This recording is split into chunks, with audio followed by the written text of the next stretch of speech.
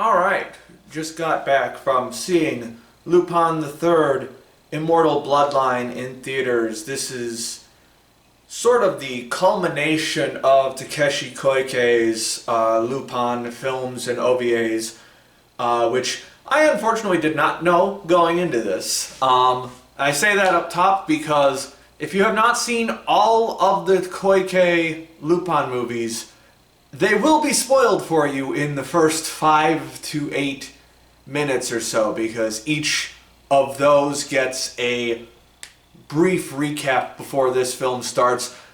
You don't really need to see them before you see this movie, because it's not really plot relevant aside from some characters that show up again, but you will have those spoiled for you. So if you have not seen Jigen's Gravestone, Goemon's Blood Spray, Fujiko's Lie, and Zenigata and the Two Lupins, would recommend watching those before this, but it's not necessary unless you want to avoid spoilers. I had only seen Zenigata and the Two Lupins before seeing this one, which I thought was a pretty solid web ONA. That was the one that was set in not Soviet Union. But this is sort of the culmination, I guess, of the Takeshi Koike Lupin series. Though there's definitely room for more if he decides to do more.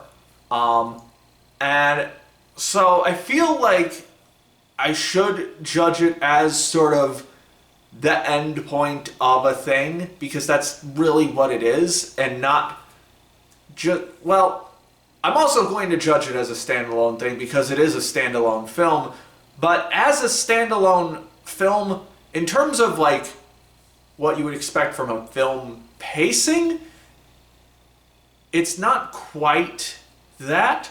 It definitely feels like the last arc of something, even though it is still standalone, because it starts right where Zenigata and the Two Lupins left off, with them flying off in the plane towards a mysterious island. And we just get a lot of action. This is mostly an action film, not so much of a legendary thief kind of film. Like Lupin, aside from like one thing, Lupin doesn't really use his like cunning or wits in a lot of ways that I've seen him do before. I am not super well versed in Lupin, but I would hazard a guess and say that I have seen more at this point than the average anime fan, so I'm like sort of right in the middle there. I've seen like 6 or 7 entries at this point, somewhere around there. I haven't finished all of them because some of them were just not good, but I have a good feel for how Lupin kind of functions at this point. And this one is definitely much more on the action side of Lupin, which I guess is to be expected from Takeshi Koike. Again, this is the guy who directed Redline, if you've seen that movie. And it definitely looks like it. This ain't a bad looking film. This is front to back pretty solid, with a nice peppering of really solid action cuts here and there. A lot of really nice gore in this, like just some little bits of gore here and there, and some little bits of ooh, that was cool. So if that's what you're looking for in a movie, you're definitely going to get it here, because there's some pretty cool action shots now and then. There's this one final hit that Goemon gets on somebody that was just so cool. You'll know it when you see it. And the choreography and camera work, or quote-unquote camera work and framing, were all top-notch. This is an action director who has been doing action directing for decades at this point. He knows what he's doing. And the results of that are definitely on the screen. And like the final fight in particular definitely I don't know the animator off the top of my head. It might be Koike himself, but you definitely get if you've seen a Takeshi Koike project before, the frame rate and the animation style of the last big fight scene will feel very familiar to you. And it's baller as fuck. Now, in terms of story, again, up front, this is one of the more supernatural Lupins. Like, it's not really a spoiler because you learn this within like the first third of the film, probably. Or at least you get the idea that that's what it is within the first third of the film. This is one of the supernatural Lupins with the villain is immortal, essentially. That's where the title comes from. Or is he? We'll see. Who knows? You'll have to watch the film to find out. But there are definitely like just straight up supernatural elements to this film. So if you don't like supernatural Lupin, you might not like this one. Because it definitely, the main villain of this film, Muom, definitely, it leans hard on that in terms of how Lupin and the rest of them interact with him and how they go about fighting against him as Muom tries to cleanse the world of filth like Lupin. But aside from that, there's really not a whole lot story-wise or even like scenario-wise, I guess, to this one.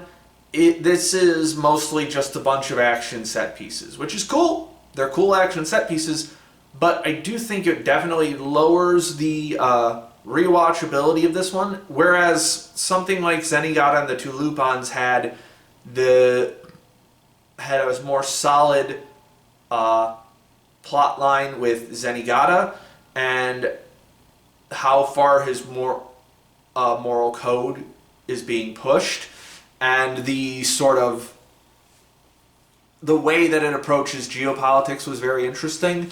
This one was much more of a evil mastermind doing evil mastermind things kind of stuff. So it's definitely much simpler and more straightforward.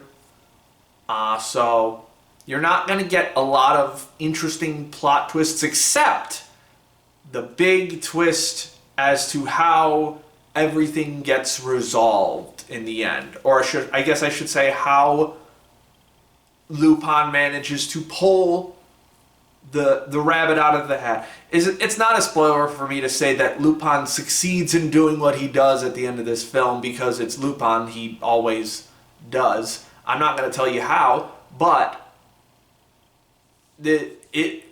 when the reveal for that happened, I actually did have a little bit of a jaw drop moment, because it was very cool and it had just enough setup to make the reveal believable without seeming too obvious. Like, I did not call it at all until the reveal happened. So it was a good reveal. It definitely bumped the movie up a little bit for me overall. I do think if I went back and rewatched all of the OVAs, like front to back, it would probably be much better as a end point. Like I think the first OVA came out in like 2014 or something around there. So he's been working on these for like a decade. So 5 films over the course of about 12 years. Which is better than the pacing for, better than the workflow for Redline, which took 7 years for one film. But yeah, this was a solid, pretty okay story-wise Lupin action film. I really wish they had done something with Fujiko at all, because they really don't. She's just kinda there. But going on gets some cool stuff. Jigen gets some cool stuff. And Zenigata is definitely weaker in this one than he was in the previous, in the two Lupins special, but he's fine. And yeah, it's more Lupin. This definitely feels like middle of the pack for me in terms of Lupin stuff. It did not blow me away aside from some of the cool action and some of the big hits, but I didn't just straight up hate it like I hate some other entries. So I guess I'm feeling like a light 6, maybe a decent 6 on this one. It's perfectly serviceable. Maybe I'll like it a bit more if I watch it at the end of all of the Koike Lupin films, but that's all I have for now. I'm in the middle of the wrapping up the the fall season stuff from 2025 now, so check those videos out on this channel if you haven't already, and be on the lookout for more movie reviews. I don't know if the new Iron-Blooded Orphans movie is screening near me, or if I'll be able to see it like at a reasonable time. But if it is, I'm gonna try and get to it. And until then, my name is Ember, and I'll see you next time.